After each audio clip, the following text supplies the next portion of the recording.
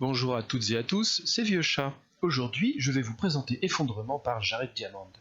Il s'agit d'un livre sur les causes de l'effondrement de sociétés anciennes, comme les Incas, les habitants de l'île de Pâques, la colonie viking du Groenland, etc., ou de la fragilité de certaines sociétés actuelles, Chine, Australie, Rwanda, et ainsi de suite.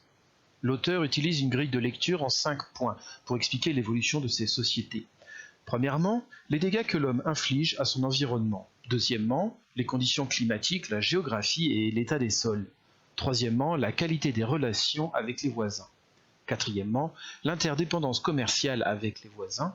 Et cinquièmement, les réponses politiques apportées aux problèmes environnementaux. Dans tous les cas abordés, chaque effondrement de société était imputable à plusieurs points de cette grille de lecture. Les conditions climatiques à elles seules ne suffisent pas à expliquer l'effondrement de ces sociétés. Cet ouvrage est d'autant plus intéressant qu'il pose la question de la responsabilité de la politique face aux questions environnementales. Voici un extrait du livre où l'auteur fait référence à Tenter, un historien américain s'étant intéressé avant Diamond à l'explication de l'effondrement des sociétés complexes.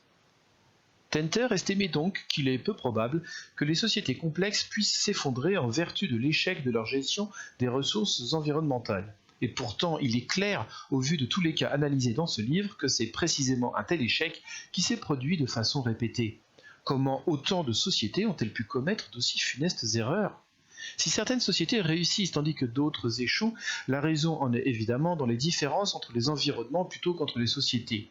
Certains environnements posent des problèmes plus difficiles que d'autres. Mais ce n'est que la moitié de l'histoire. En réalité, si les conditions environnementales rendent sans doute plus difficile le maintien des sociétés humaines dans certains milieux plutôt que dans d'autres, les raisons de la réussite ou de l'échec tiennent aussi au choix qu'opère une société. D'ailleurs, ce n'est pas la seule idée reçue que ce livre essaie de faire trembler sur ses fondations.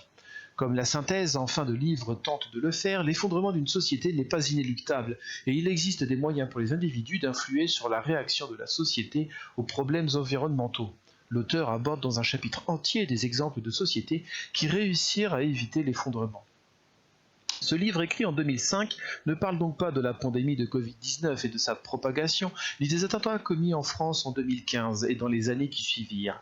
Mais il est difficile de ne pas y songer lorsque l'on arrive à la dernière partie de l'ouvrage.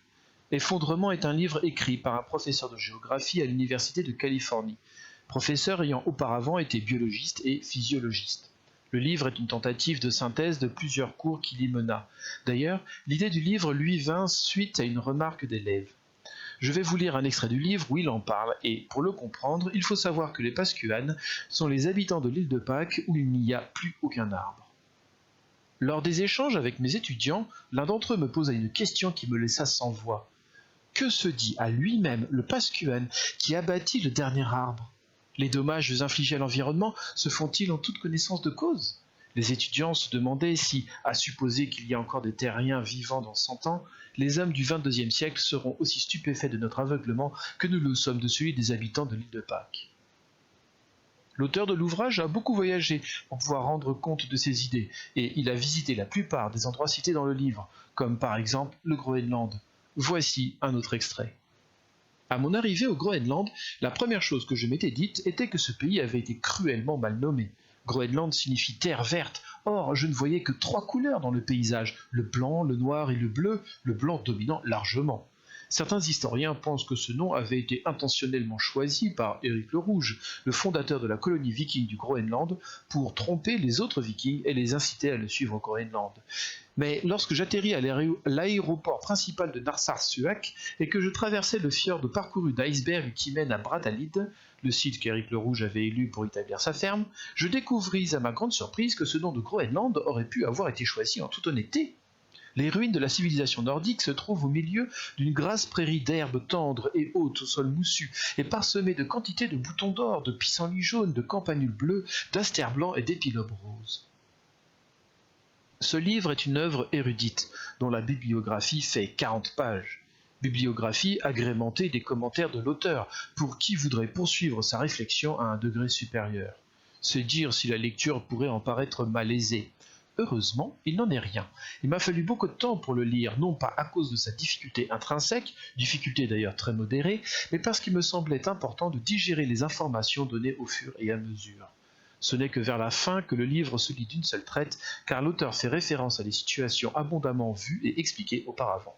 De plus, je me suis surpris à suivre de mieux en mieux les 5 points de la grille d'analyse de l'auteur, voire à en anticiper l'utilisation qu'il en fait.